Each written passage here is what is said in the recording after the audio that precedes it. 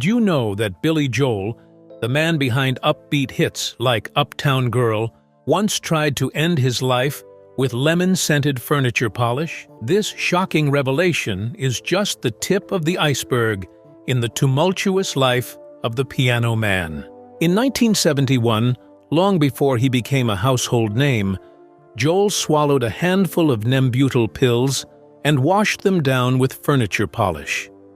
This dark moment paints a stark contrast to the cheerful melodies that made him famous. While millions sang along to Piano Man and Just the Way You Are, Joel was fighting inner demons that threatened to consume him. But the story doesn't end there. Joel's life took more unexpected turns, including a betrayal that nearly left him bankrupt. How did the man who sang about an uptown girl end up losing millions overnight?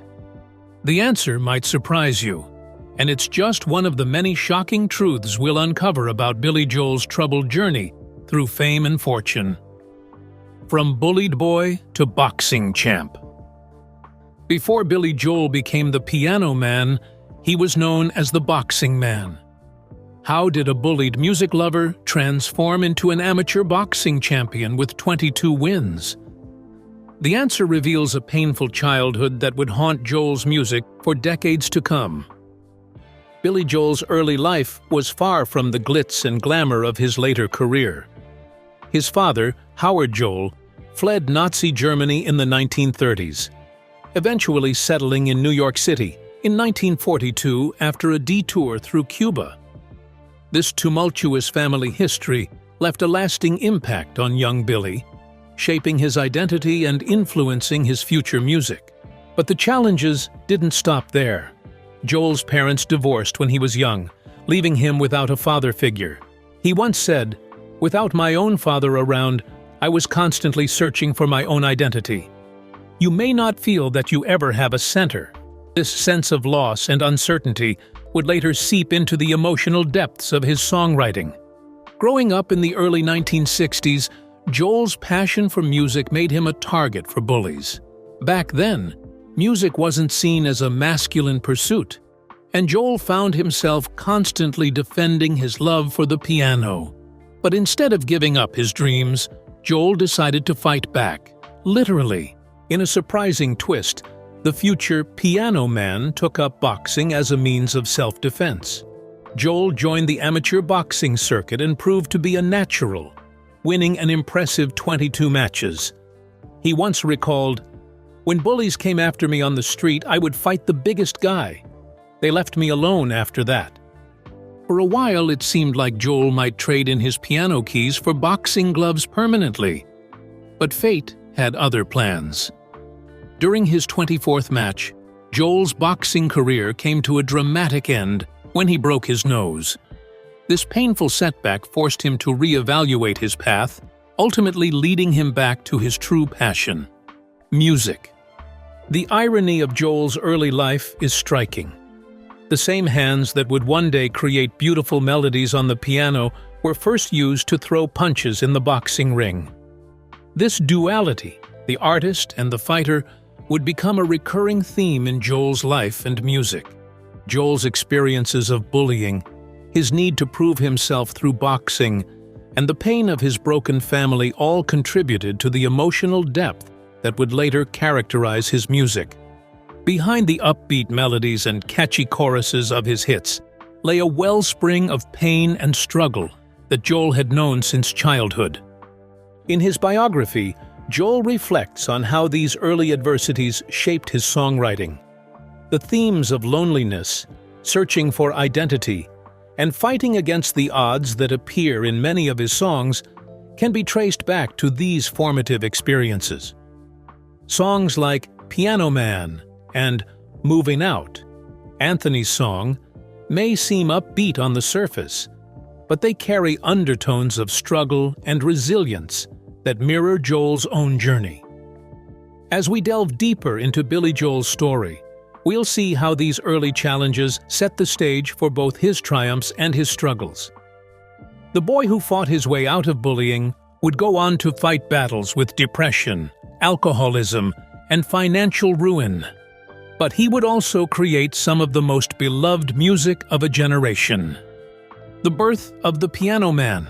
Billy Joel's transition from fighter to musician wasn't smooth sailing. His first solo album should have been his big break. Instead, it became a technical disaster that left him humiliated. How did this crushing failure lead Joel to a shabby piano bar where he would compose his most iconic song? In 1971, Billy Joel released his first solo album, Cold Spring Harbor. It was supposed to be his grand entrance into the music world, but fate had other plans. Due to a disastrous mixing error, the album was mastered at too high a speed. The result? Joel's vocals were sped up, making him sound like a cartoon character. At the album's listening party, Joel's moment of triumph turned into a nightmare. One of his friends jokingly compared his voice to Alvin and the Chipmunks. Can you imagine the embarrassment? The album Joel had poured his heart and soul into had become a laughingstock. The technical flaw wasn't just a minor hiccup. It made the entire album unlistenable, leading to a commercial failure. Joel's dreams of stardom seemed to vanish overnight. The album that was meant to launch his career instead threatened to end it before it even began. Broke and disheartened, Joel found himself at a crossroads.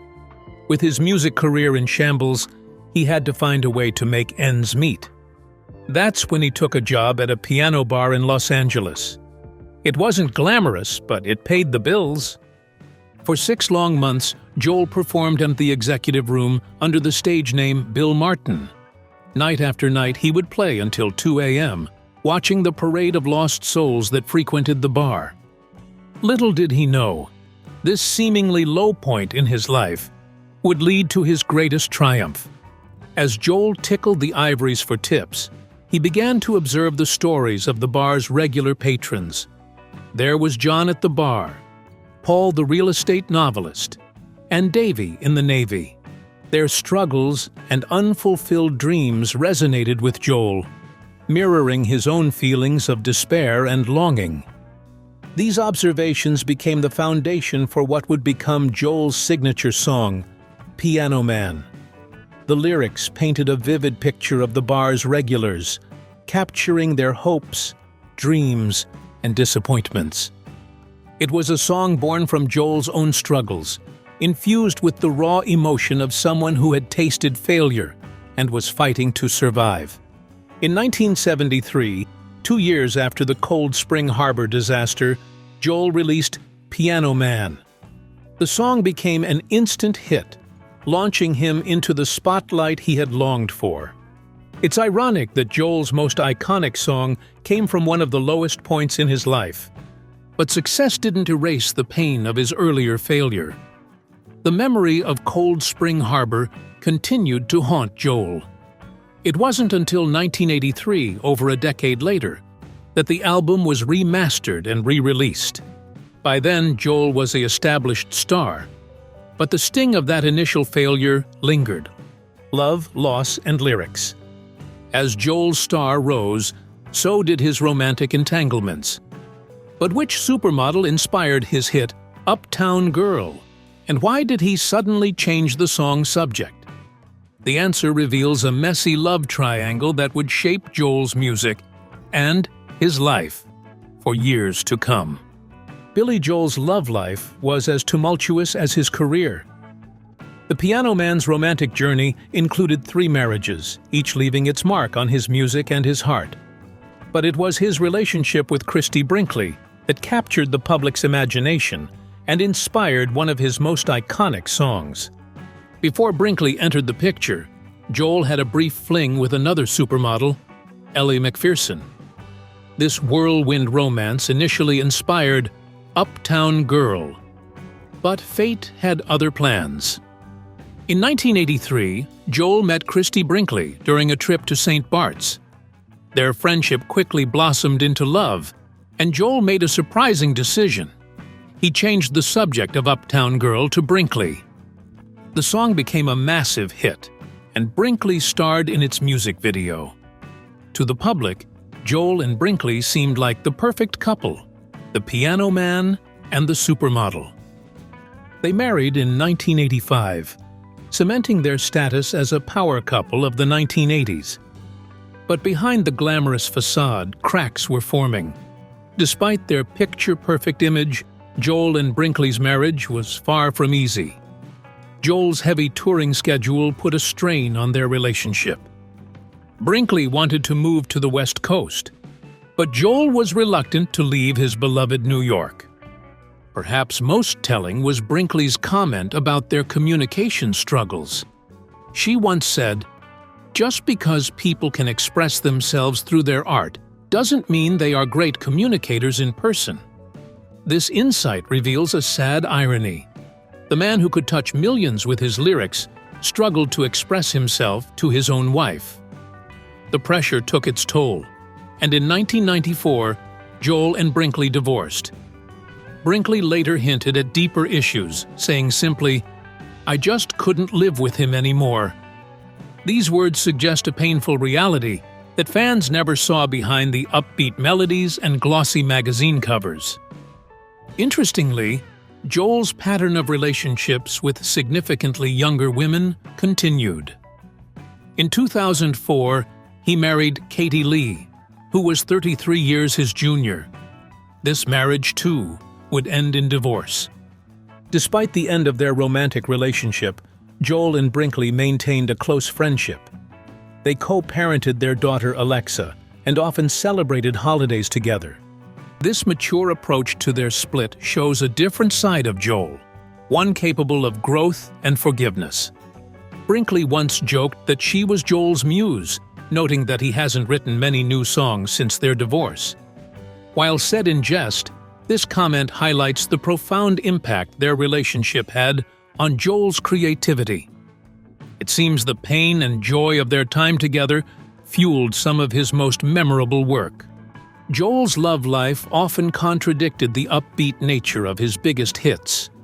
While millions sang along to Uptown Girl and Just the Way You Are, the man behind these love songs was struggling with his own relationships.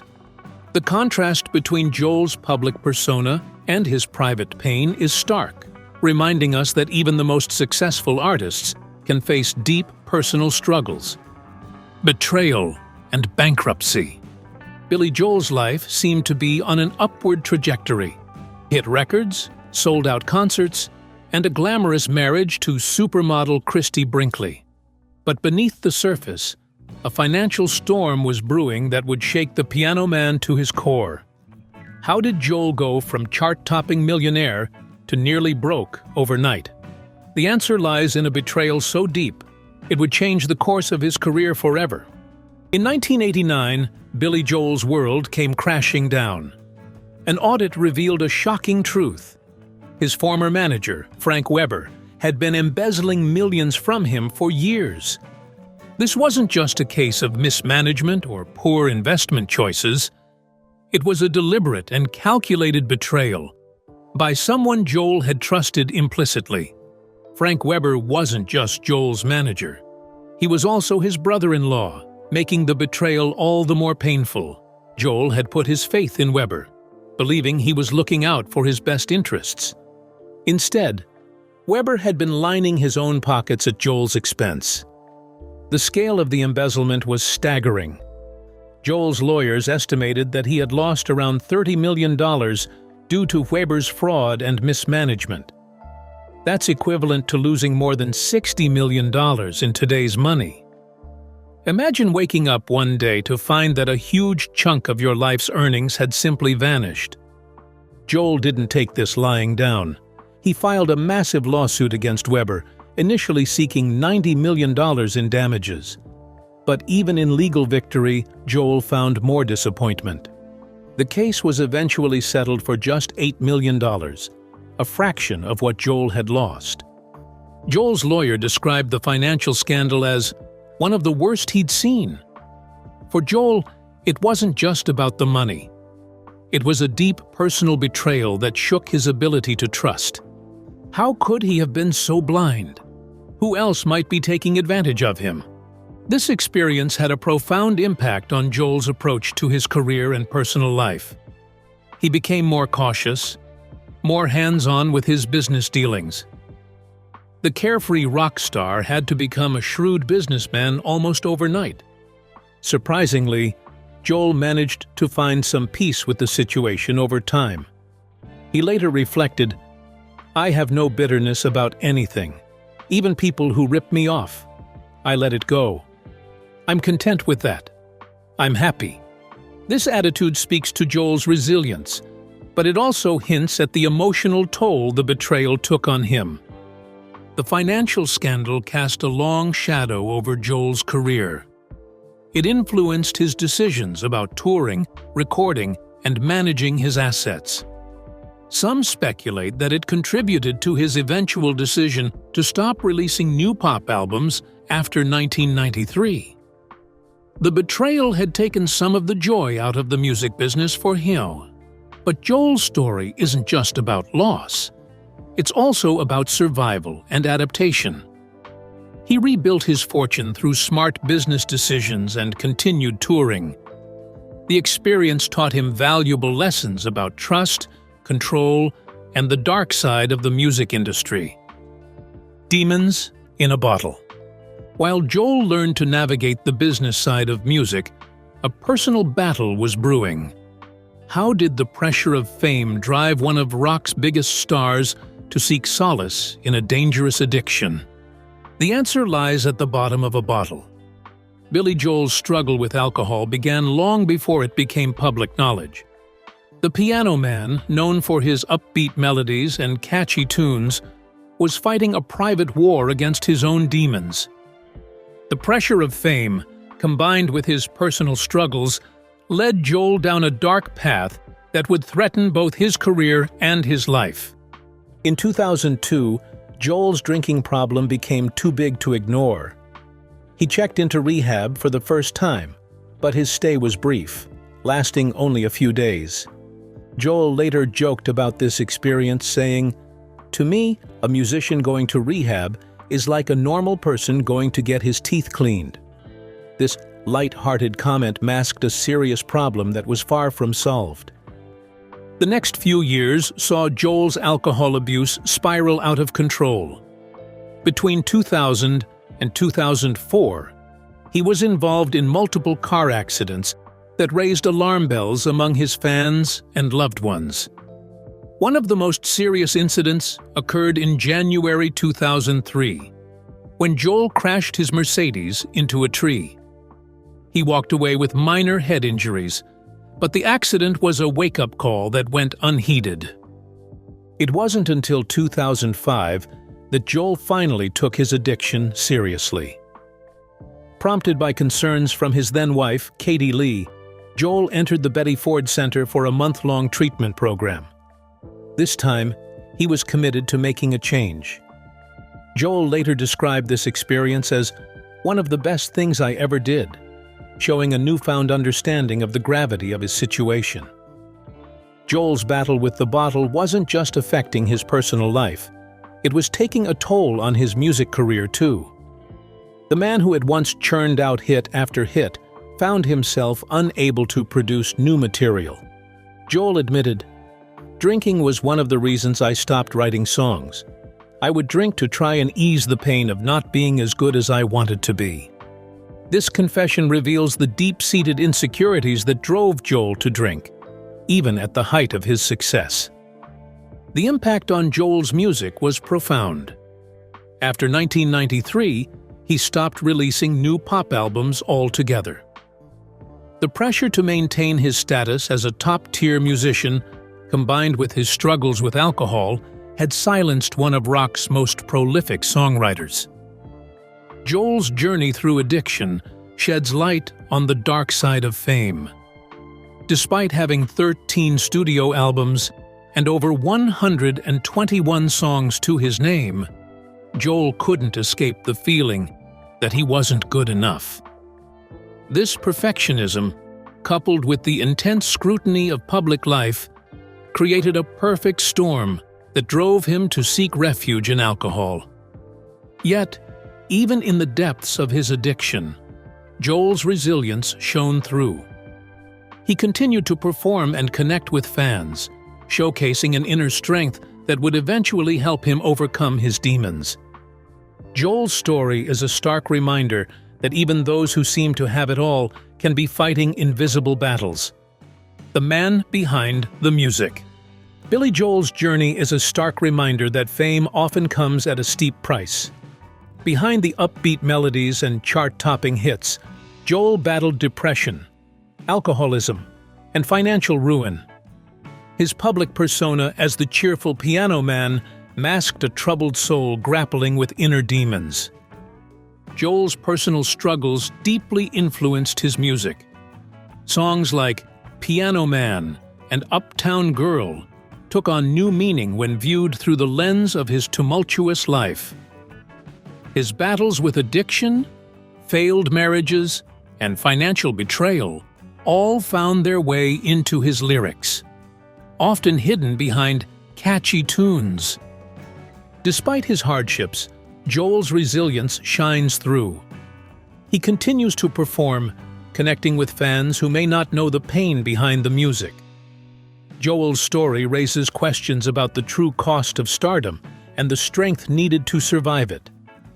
As he once said, "I know I've got a reputation that I'm this depressed guy. I'm not. I'm a happy guy." But the road to that happiness was anything but smooth.